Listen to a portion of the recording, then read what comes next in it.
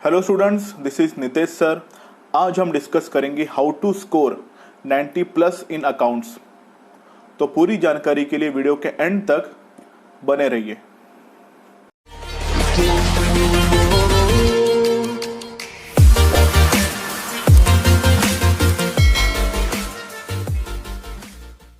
तो चलिए students start करते हैं वीडियो को। वीडियो स्टार्ट करने से पहले सबसे पहले मैं आपको कुछ देना चाहता हूं अकाउंट से रिलेटेड टिप्स। तो अगर आप ये टिप्स फॉलो करोगे तो ऑटोमेटिकली आप 90 प्लस डेफिनेटली स्कोर कर पाओगे। तो ये टिप्स देखते हैं वन बाय वन। तो टिप्स पार्ट 1। सबसे पहली टिप है डोंट इग्नोर थ्योरी पार्ट। बहुत स्टूडेंट्स लोग क्या करते हैं, डायरेक्ट प्रैक्टिकल सम पे जंप मारते हैं। सम एक फर्स्ट सम इजी होता है, सेकंड सम भी थोड़ा इजी होता है, थर्ड सम स्टार्ट करने जाते हैं तो उनको पूरा सम समझ में नहीं आता है। क्यों? Because lack of information. तो किसकी इन्फॉर्मेशन कम पड़ जाती है? थ्योरी पार्ट की। क्योंकि क्या होता है, अगर आप थ्योरी अच्छे से करोगे तो आपको वो चैप्टर समझेगा कि चैप्टर में एग्जैक्टली है क्या। चैप्टर समझने के बाद आपको पता चलेंगे एंट्रीज क्या है, एडजस्टमेंट क्या है, इफेक्ट क्या है। तो थ्योरी पार्ट आप इग्नोर मत कीजिए। और थ्योरी पार्ट का सबसे अच्छा एक बेनिफिट क्या है, अगर आप थ्योरी पार्ट अगर आपने अच्छे से किया तो ऑटोमेटिकली आपके ऑब्जेक्टिव भी हो जाते हैं। तो मैच द कॉलम हो, ट्रू और फॉल्स हो, फिल इन द ब्लैंक्स हो, तो थ्योरी पार्ट को आपको इग्नोर नहीं करना है। ओके, ये थी फर्स्ट टिप। नेक्स्ट देखते हैं। नेक्स्ट है clear your all concepts of chapter. Concept means क्या होता है, जैसे एडमिशन ऑफ पार्टनर में कितने सारे केसेस होते हैं वो आपको देखने पड़ेंगे। एनपीओ कितने टाइप के आते हैं, सिंगल एक डब्बा आएगा कि ओपनिंग बैलेंस शीट भी दी जाएगी। Like for an example final account किस टाइप का आएगा, इंटरेस्ट ऑन कैपिटल क्या होता है, इंटरेस्ट ऑन ड्राइंग क्या होता है, सेम सम आएंगे कि डिफिकल्ट आएंगे, एडवर्टाइजमेंट में कैसे होते हैं। तो आपको हर एक चैप्टर से रिलेटेड आपके कॉन्सेप्ट क्लियर करने हैं। अभी होता क्या है, अगर आपने कॉन्सेप्ट क्लियर किया तो कॉन्सेप्ट्स क्लियर करने से ऑटोमेटिकली आपको वो चैप्टर पूरी तरीके से समझेगा। अगर वो आपको चैप्टर समझेगा तो उसमें आपको कॉन्फिडेंस लेवल बढ़ेगा। अगर इसी टाइप के सम आपको एग्जाम में आएंगे तो ऑटोमेटिकली आप सॉल्व कर पाओगे। ओके, तो ये मत समझना कि हर एक चैप्टर के मुझे 2-3 कॉन्सेप्ट आ गए तो चैप्टर कंप्लीट हो गया ना। आपको पूरे कॉन्सेप्ट्स आने चाहिए, हर एक सम आपको आना चाहिए, तभी जाके आपको वो पूरा चैप्टर अच्छे से आएगा। ओके स्टूडेंट्स, बढ़ते हैं आगे। नेक्स्ट है रिमेंबर ऑल फॉर्मेट। बहुत स्टूडेंट्स क्या करते हैं, प्रैक्टिस तो बहुत अच्छे से कर लेते हैं पर एंड टाइम पे उनको फॉर्मेट याद नहीं आता। जैसे एनपीओ का फॉर्मेट क्या होता है, बहुत लोग एनपीओ के फॉर्मेट में गलती क्या करते हैं, इनकम और एक्सपेंडिचर।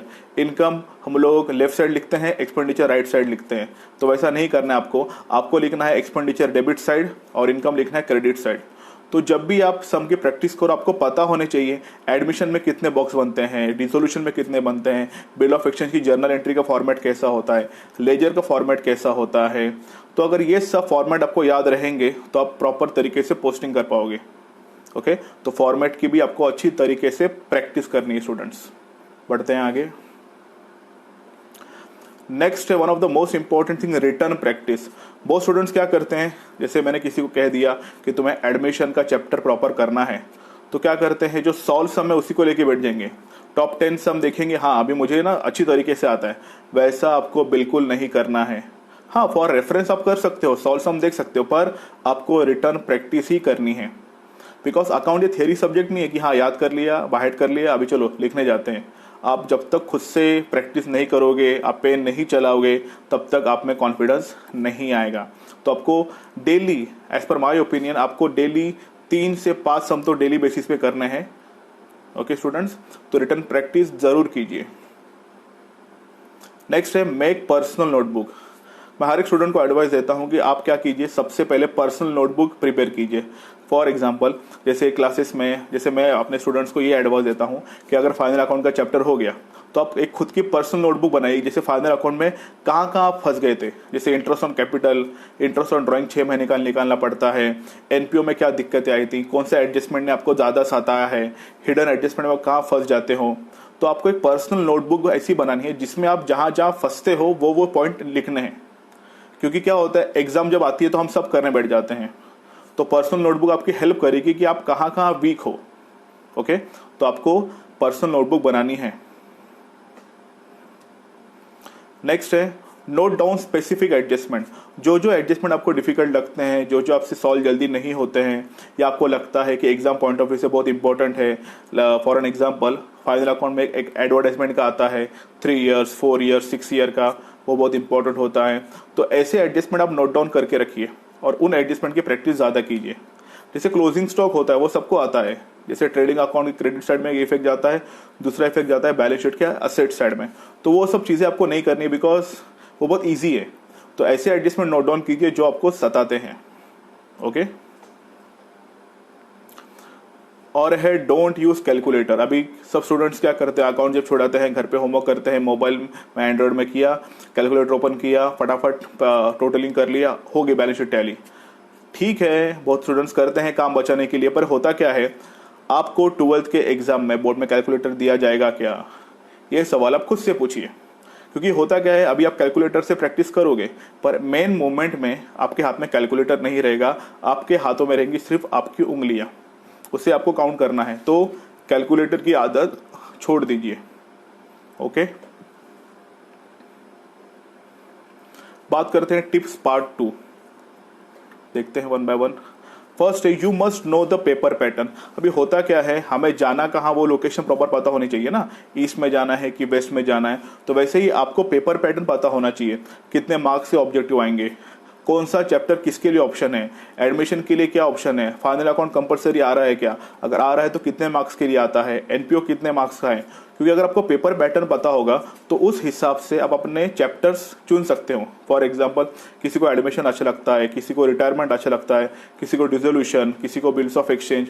तो पेपर फॉर्मेट की वजह से आपको प्रॉपर पता रहेगा कि मुझे यही सम करना है, यही चैप्टर करना है।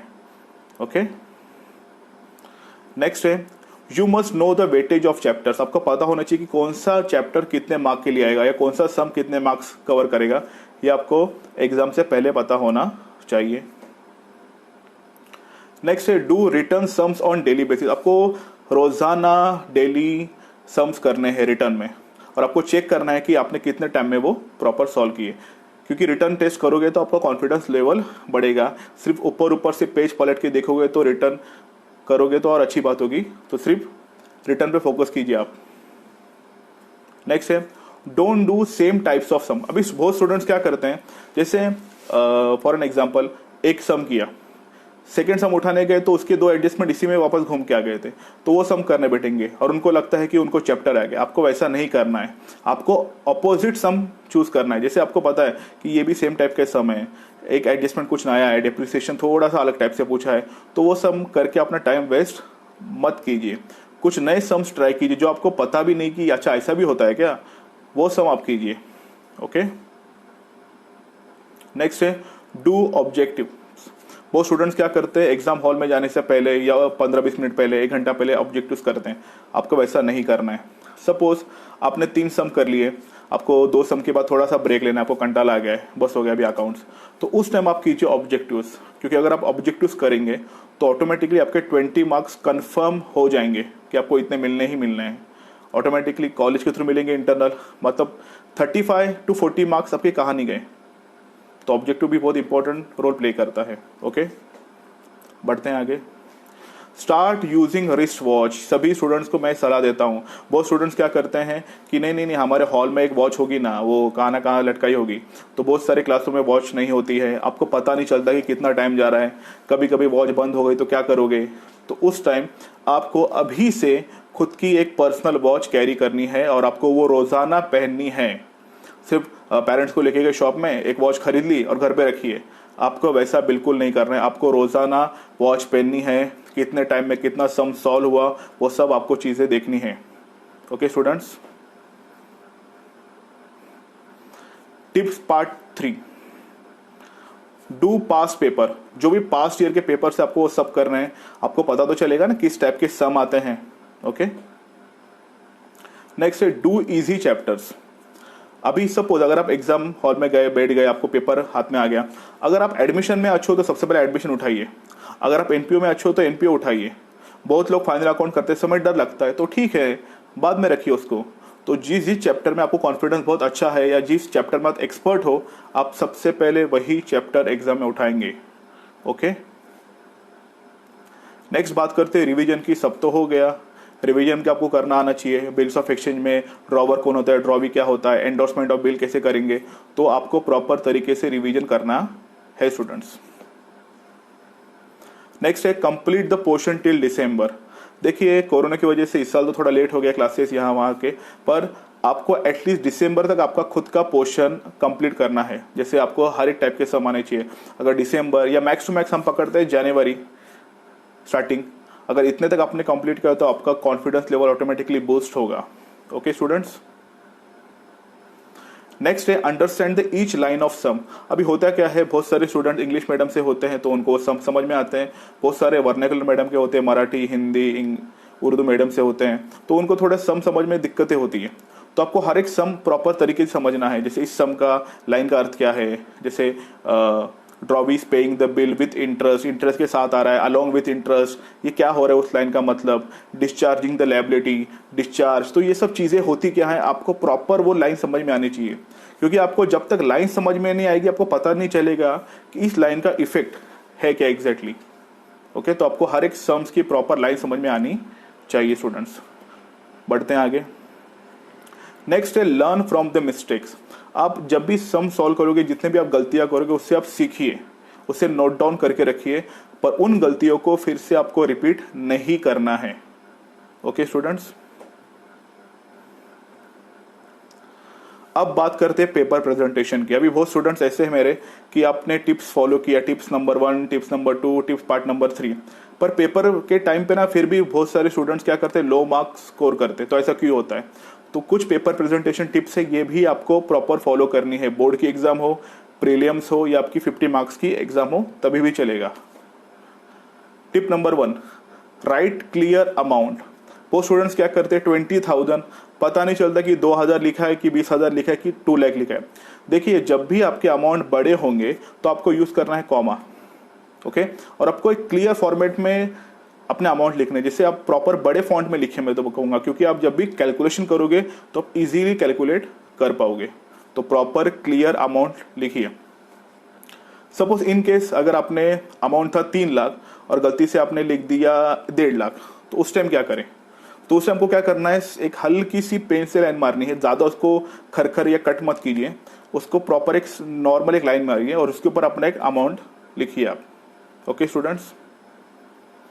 नेक्स्ट है टाइम मैनेजमेंट। ऑलरेडी मैंने कहा रिस्ट वॉच आपको पहननी है, तो उससे क्या होता है, जैसे ऑब्जेक्टिव आपके 20 मिनट में कंप्लीट होने चाहिए, उसके बाद एडमिशन 25 मिनट्स में कंप्लीट होना चाहिए, फाइनल अकाउंट आधे घंटे या 35 मिनट्स में।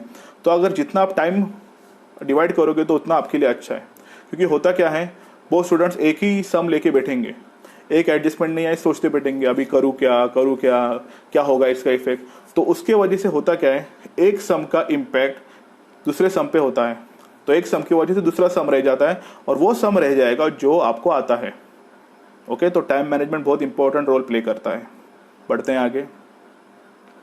Next, do easy sums. मैंने ऑलरेडी आपको कहा, आप पहले से डिसाइड कर लीजिए कि मैं एडमिशन सबसे पहले करूंगा, मैं बिल्स ऑफ एक्सचेंज सबसे पहले करूंगा, मैं एनपीओ सबसे पहले करूंगा। तो जो आपका फेवरेट चैप्टर है सबसे पहले आपको एग्जाम में वही उठाना है। ओके। नेक्स्ट है अवॉइड सिली मिस्टेक। बहुत सारे लोग ना सिली मिस्टेक्स करते हैं, जैसे डेबिट क्रेडिट नहीं लिखेंगे, इन द बुक्स ऑफ कौन है वो नहीं लिखेंगे, पर्टिकुलर्स नहीं लिखेंगे, अमाउंट को डबल लाइन नहीं मारेंगे, डेबिट की पोस्टिंग क्रेडिट में कर देंगे। तो ये सब छोटी मोटी मिस्टेक्स आप मत कीजिए, उससे आपके मार्क्स कटेंगे स्टूडेंट्स। ओके। नेक्स्ट है one of the most golden we can say that tip, use pencil. आपको यूज करनी है पेंसिल। अब आप बोलोगे पेंसिल कहाँ बीच में आ गई? पेंसिल आपको यूज होगी जहां आपको टैली करना है। फॉर एन एग्जाम्पल, मैं एग्जाम्पल देता हूँ फाइनल अकाउंट का।